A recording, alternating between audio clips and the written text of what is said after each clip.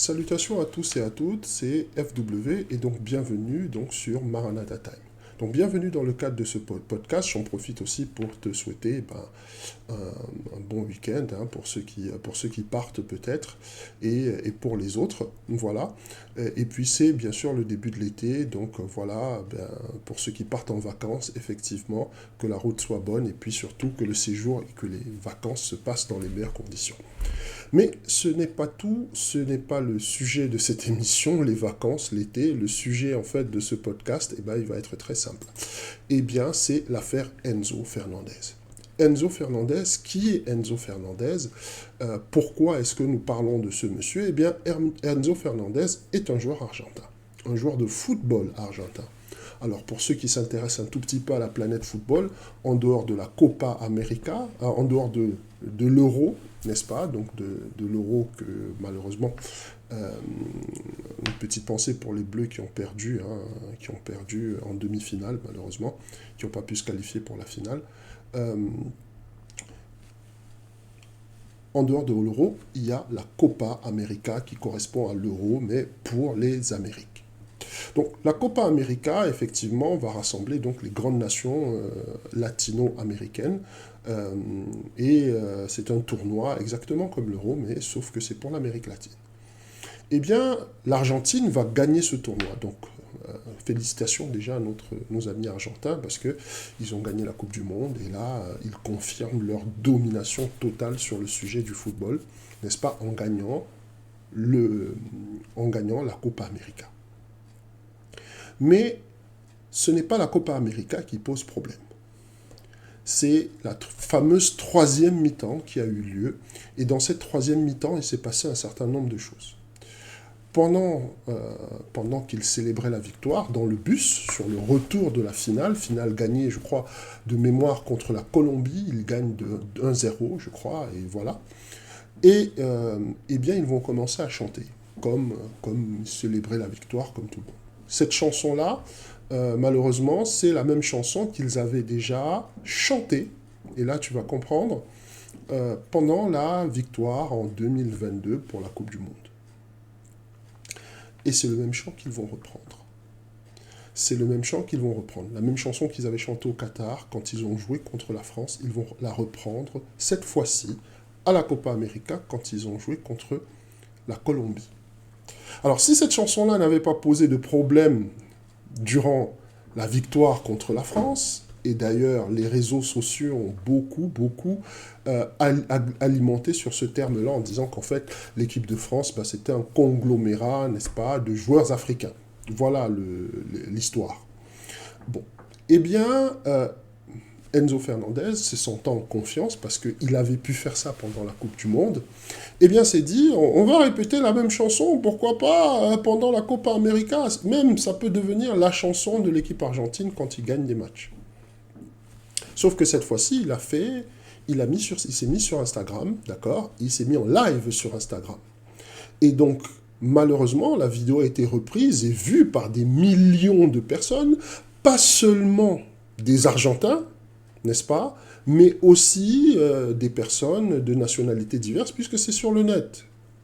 Et ça a commencé à créer polémique. Et donc, on va faire une petite séquence whiteboard, et puis tu vas voir exactement de quoi je parle.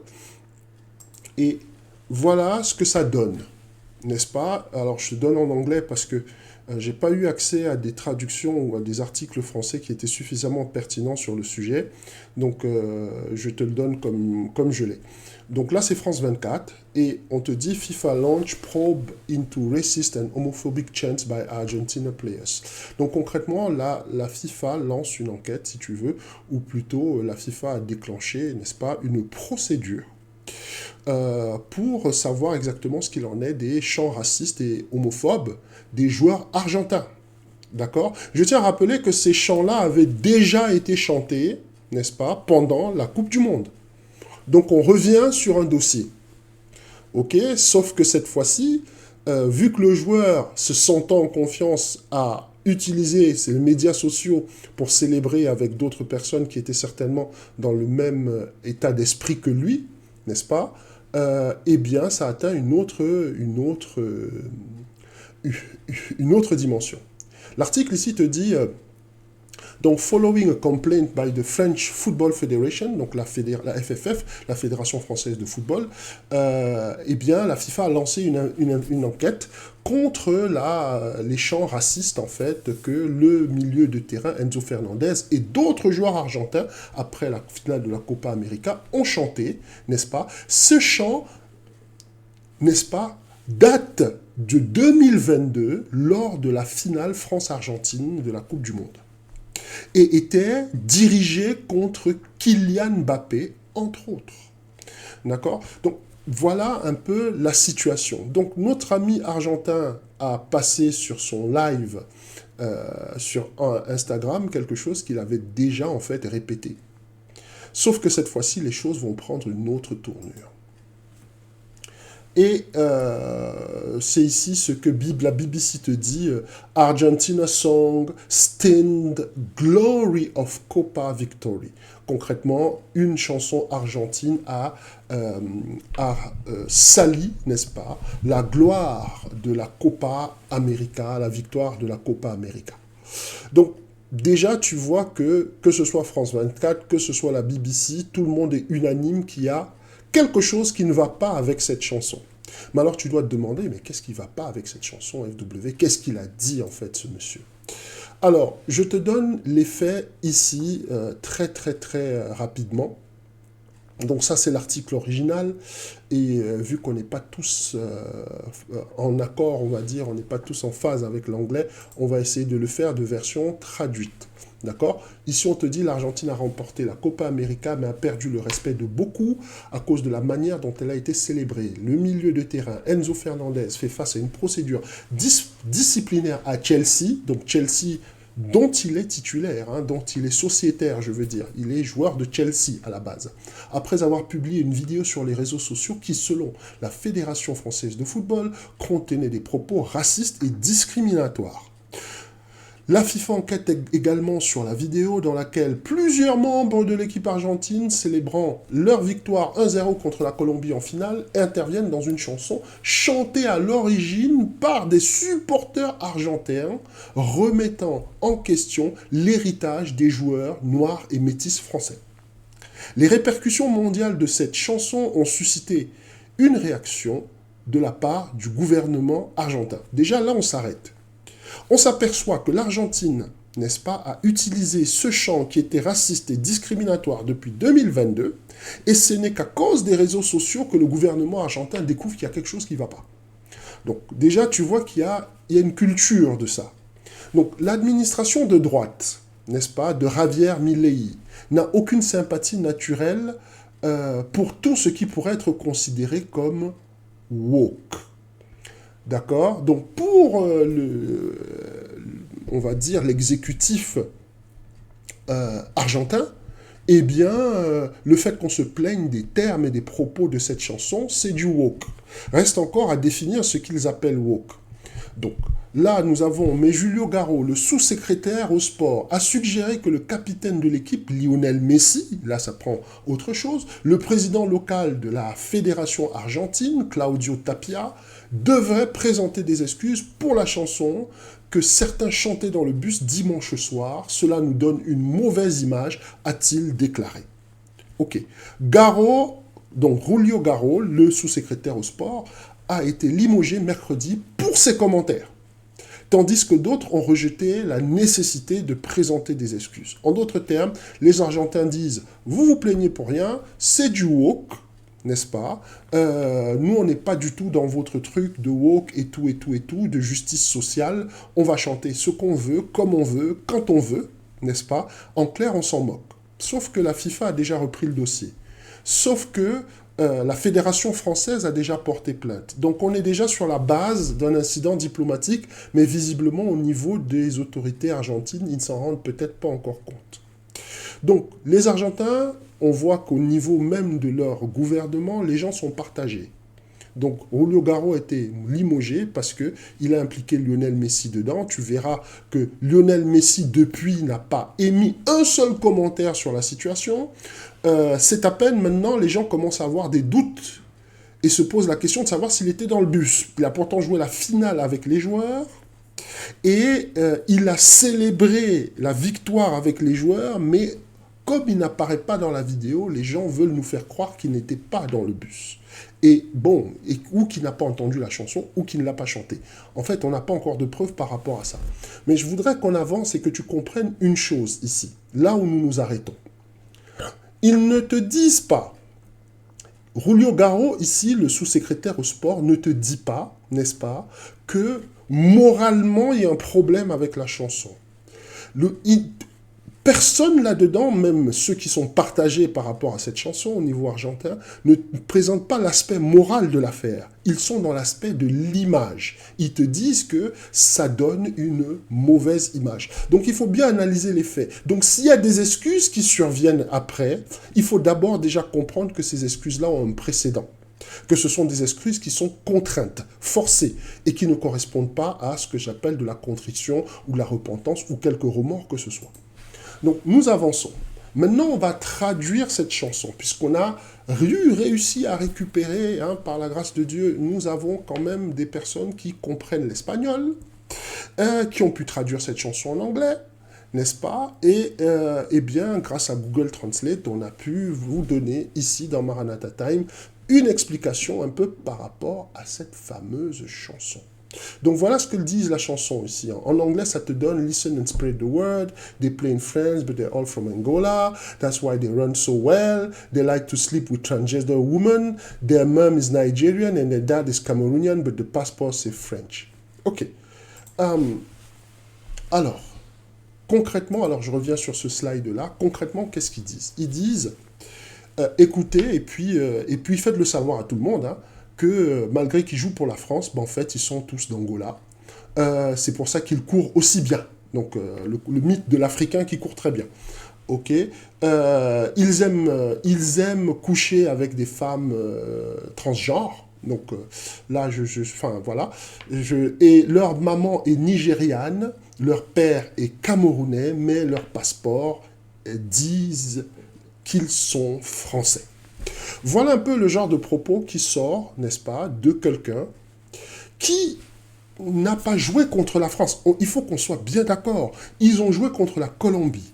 Ils ont gagné contre la Colombie. Le match contre la France remonte à 2 ans.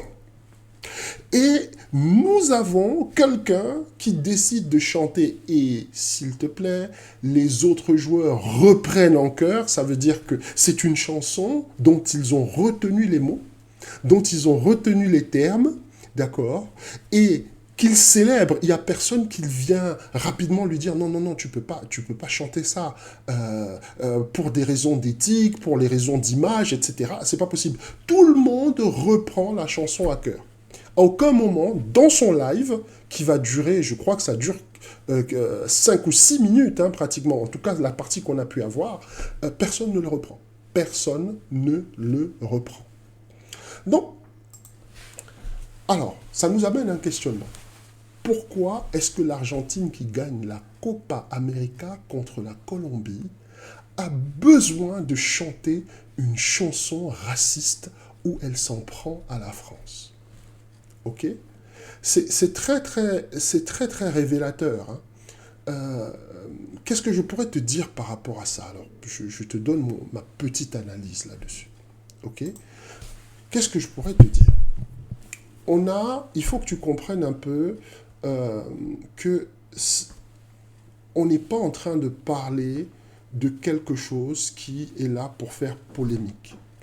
La polémique, ce sont les joueurs argentins qui la créent. C'est-à-dire que là, nous avons quelque chose qui est vraiment auto-infligé. Ils ont joué contre la France en 2022, ils ont gagné. Les Français ont perdu, d'accord, et à aucun moment, les joueurs français n'ont fait des chansons sur le net pour insulter l'équipe argentine. Ok. Donc non seulement vous gagnez, mais en plus vous insultez les joueurs contre lesquels vous avez gagné. C'est-à-dire que là, on est dans quelque chose de vraiment très compliqué. On est dans quelque chose qui est même supérieur au mépris, puisque généralement, quand vous gagnez, n'est-ce pas, l'adversaire, après, on lui serre la main, on évoque les moments un peu chauds du match, et puis on passe à autre chose. On a gagné. Non, on est obligé d'amener la question des origines. Et je vais te dire pourquoi. Parce que pour ces gens-là, la question des origines surpasse de loin la question de la nationalité. Ce que je crois, moi, c'est que les Argentins en ont eu assez de voir la France gagner. En tout cas, en ont eu assez de se faire battre par une équipe multiculturelle, par une équipe métissée. En tout cas, ils en ont eu assez de perdre contre des personnes qui n'avaient pas la même couleur de peau qu'eux. Ou de voir cette équipe-là dominer. Et donc, une fois qu'ils ont réussi à gagner, n'est-ce pas, ils ont fait un transfert, en fait, de leurs fantasmes raciaux, etc., de la couleur de peau qui détermine la supériorité génétique, la force, etc. Ça, c'est l'analyse de FW. Donc, ce que je te dis là, c'est que pour qu'ils se retrouvent à chanter cette chanson-là, n'est-ce pas, alors que la France n'est même pas impliquée, n'est même pas engagée dans la Copa América, ça veut dire que pour eux, c'est une victoire majeure. C'est une victoire au niveau sportif, c'est aussi une victoire au niveau racial. Donc nous avons affaire concrètement à des personnes qui ont une vue racialiste du monde, de la société et je dirais même du sport. Donc, si tu veux savoir donc pourquoi est-ce que ces gens-là se retrouvent à chanter cette chanson raciste où ils s'en prennent à la France, eh bien c'est parce que pour eux la France représente quelque chose et ce quelque chose-là, eh bien c'est le métissage. C'est ce qui est très amusant, comme tu vas le voir par ailleurs, parce que l'Argentine à la base est une société aussi métissée, est une société aussi où il y a plein de nationalités, plein d'ethnies, etc. Et nous allons voir ça et tu vas t'amuser un tout petit peu à la fin. Donc, quand je parle de racisme décomplexé, deuxième questionnement, pourquoi le nom d'Enzo Fernandez est manifesté ou est mentionné alors que tout le bus a repris le chant en chœur? Eh bien, le nom seul d'Enzo Fernandez est mentionné, c'est lui qui sera le bouc émissaire. Tel que c'est désigné, c'est lui qui sera le bouc émissaire. Normalement, le Messi est capitaine de l'équipe. Quand ces chants-là ont commencé, il aurait dû être le premier à reprendre ses joueurs. C'est le rôle du capitaine. Pour ceux qui ne connaissent pas le sport, le capitaine est un peu le relais du coach.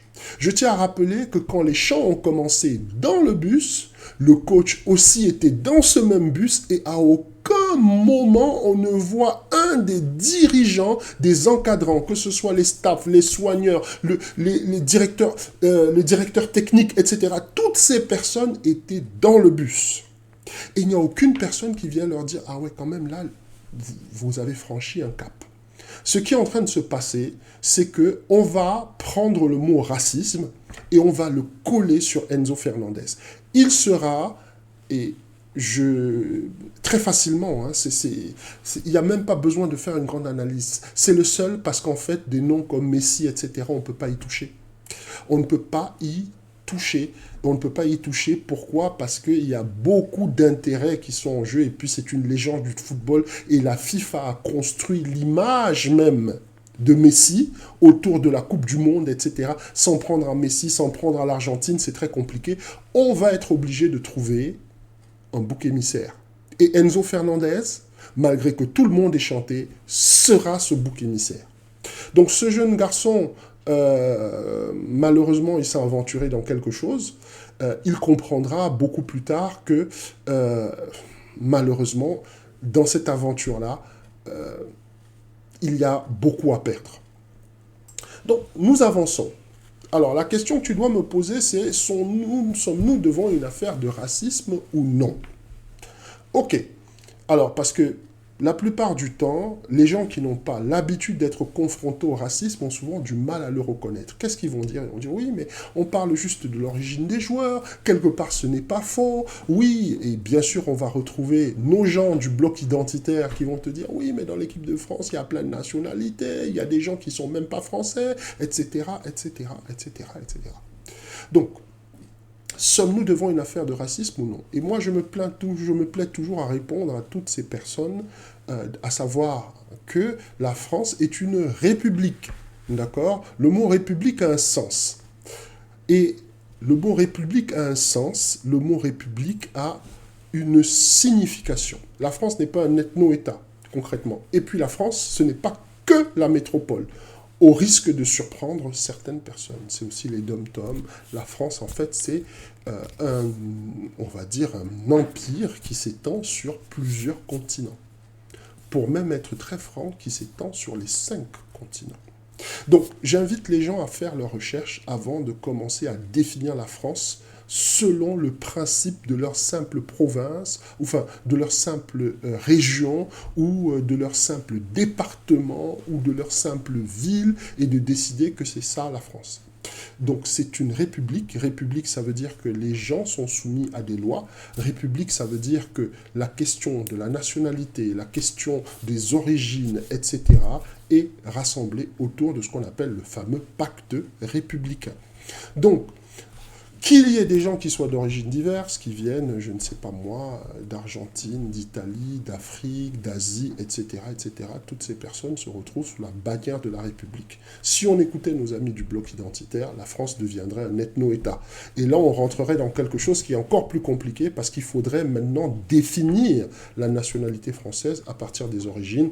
On arriverait à un espèce d'univers un peu à la Orson Welles, dans le style peut-être Bienvenue à Gattaca, pour ceux qui ne sont pas très familiers avec les anciens films d'Orson Welles. Ce serait la génétique, en fait. Pour savoir si vous êtes français, on prendrait votre sang, on regarderait votre ADN. Ce serait super compliqué. Mais ce n'est pas là le propos d'aujourd'hui. Le propos, c'est sommes-nous devant une affaire de racisme ou non? Eh bien, je ne vais pas répondre tout de suite à cette question. D'accord? Nous allons retourner sur le whiteboard et nous allons avoir une parole à méditer parce que tout doit tourner autour de la parole. Et ce passage dans Deutéronome 10, 19 qui vous dit « Vous aimerez l'étranger car vous avez été étrangers dans le pays d'Égypte ». Ok, ça c'est bien sûr la Bible et c'est Dieu qui s'adresse à Israël, qui leur dit, au peuple hébreu, en leur disant, écoutez, vous ne pouvez pas détester les étrangers, vous-même vous avez été étrangers.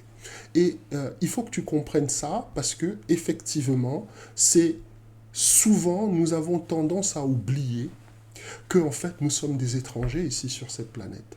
Nous arrivons de quelque part, n'est-ce pas, et nous allons partir quelque part. Nous sommes tous dans le cadre d'un voyage. Et en fait, il n'y a pas une partie de cette planète qui nous appartient en propre. Elle nous appartient à nous tous. La race humaine est une et indivisible. Mais ce n'est pas forcément le propos d'aujourd'hui. C'est simplement de te rappeler et de rappeler à nos amis argentins qu'eux aussi sont des étrangers. Et tu vas voir de quoi je parle. Alors, les Argentins, le peuple argentin, si tu t'intéresses à l'Argentine, tu dois bien comprendre que l'Argentine, en fait, eux-mêmes sont des descendants d'immigrés. Ok, tous ces joueurs que vous voyez, argentins, qui ont des noms espagnols, etc., qui ont des noms italiens aussi, beaucoup. On pense par exemple au très grand attaquant argentin, Gabriele Batistuta, ce numéro 9 argentin qui a fait rêver plus d'un, que ce soit en Italie, que ce soit aussi en Argentine, etc. On pense à Martin Palermo aussi, un attaquant argentin de Boca Juniors, etc., pour ceux qui connaissent un peu le football latino. Bien, tout ça, ce sont des noms qui sont italiens. Mais l'Argentine, voilà ce que Wikipédia, ma source, c'est Wikipédia ici. Hein, donc, voilà. On nous explique ici, alors c'est en anglais, je vais essayer de te donner une traduction parce que tout le monde n'est pas toujours très familier avec l'anglais. Alors, les Argentins sont eux-mêmes descendants d'immigrés. Voici ce que l'article te dit. L'Argentine a une population diversifiée sur le plan racial et ethnique. Le territoire de ce qui est aujourd'hui l'Argentine a d'abord été habité par de nombreux peuples autochtones. Les premiers colons blancs sont arrivés pendant la colonisation espagnole à partir du XVIe siècle. Les Espagnols importèrent des esclaves africains qui deviendront les premiers Afro-Argentins. Après l'indépendance de l'Espagne au XIXe siècle jusqu'au XXe siècle, de nombreuses vagues migratoires ont eu lieu. L'Argentine étant la deuxième destination la plus populaire des migrants au début du XXe siècle après les États-Unis. La plupart de ces migrants venaient d'Europe. La plupart des Argentins aujourd'hui sont les descendants de ces immigrants du 19e et 20e siècle, avec environ 97% de la population étant d'ascendance européenne ou partielle. Alors, qu'est-ce que je te disais? Je te disais il y a un moment que nos amis argentins qui tout à coup commencent à voir des immigrés partout, commencent à se plaindre de la nationalité des gens, l'Argentine en fait c'est un peuple d'immigrés. Et c'est ce qui arrive souvent lorsqu'on oublie ses origines.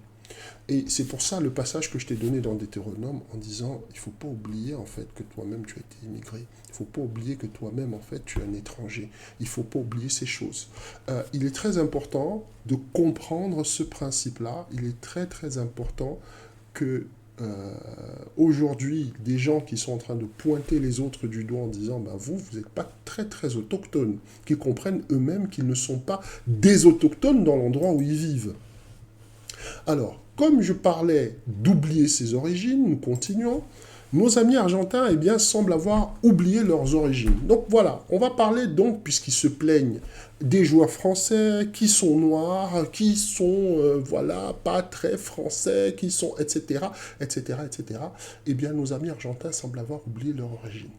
On est toujours dans Wikipédia, et là, j'ai pu avoir une traduction française. La population noire argentine, également désignée sous le terme d'Afro-Argentin, issue de la traite négrière pratiquée par l'Espagne, d'abord sous la vice-royauté du Pérou, puis sous la vice-royauté de Rio de la Plata, a joué un rôle notable dans l'histoire de ce pays pendant les 18e et 19e siècle. Les Afro-Argentins, je précise bien Afro-Argentins, parvinrent à constituer plus de la moitié de la population de certaines villes et eurent une influence profonde sur la culture nationale. Alors, quand on parle d'influence profonde sur la culture nationale, je sais, tu penses au tango. Effectivement, le tango, c'est une musique, c'est une danse qui a effectivement des origines africaines. Bref, nous avançons et juste te faire comprendre une chose. Alors, hop, je me suis trompé dans le slide, excuse-moi. Alors, pour te faire comprendre ceci, qui est très simple d'ailleurs, sommes-nous devant une affaire de racisme ou non? C'est la véritable question que je voudrais te poser. Eh bien, cette question-là, je pense que notre ami y a répondu pour nous. Les événements de la Coupe du Monde datent de 2022. Ils avaient déjà commencé ces chants racistes, qui avaient déjà provoqué un tollé sur les réseaux. Ce joueur-là a lui-même choisi d'être en live pendant la Copa América, où la France n'est impliquée en rien, pour continuer à insulter la France, pour ramener en fait cette idée de victoire, de suprématie, etc., etc., etc.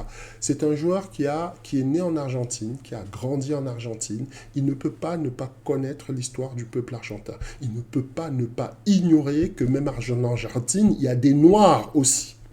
Alors certes, peut-être qu'ils ne sont pas suffisamment visibles parce que c'est un peuple qui est assez métissé, mais il y a beaucoup d'Argentins qui ont des origines africaines. Donc si on voudrait reprendre, et j'espère que ce ne sera pas son cas à ce monsieur, si on voulait reprendre ses origines, on pourrait peut-être être surpris, et comme c'est souvent le cas, parfois, M.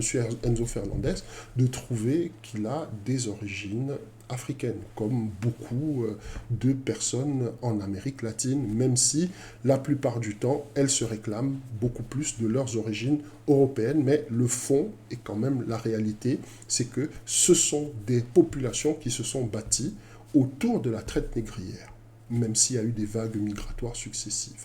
Donc forcément, dans le cadre du brassage de ces populations, on va retrouver beaucoup avec des traces de sang noir.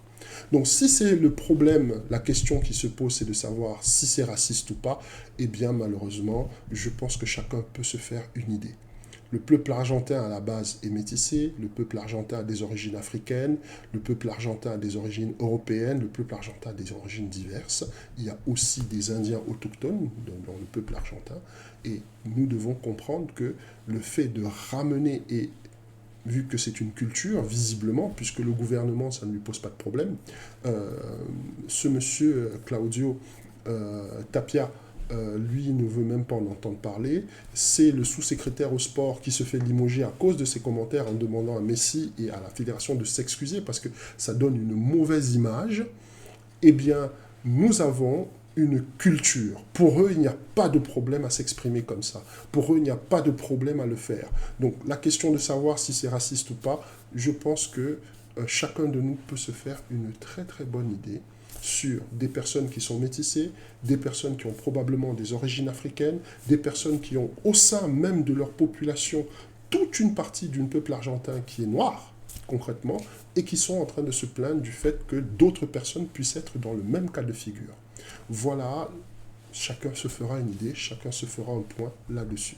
Voilà, c'est sur ça que je vais terminer, pour te dire simplement que avant de commencer à détester les gens, avant de commencer à te manifester d'une certaine façon, n'oublie pas une seule chose, c'est que nous sommes tous des étrangers. Nous sommes sur cette planète, mais nous ne sommes pas, cette planète ne nous appartient pas. La race humaine, elle est une et elle est indivisible, n'est-ce pas? Et il faut comprendre exactement ce que nous sommes en train de faire lorsque nous nous laissons aller à certaines choses. C'est dessus, malheureusement sur cette note un peu triste, que je vais te laisser. Je te souhaite un très bon week-end et de toute façon, on se retrouve demain pour Talita. Et merci encore pour ta participation et merci pour ta fidélité. À très très bientôt sur ce podcast.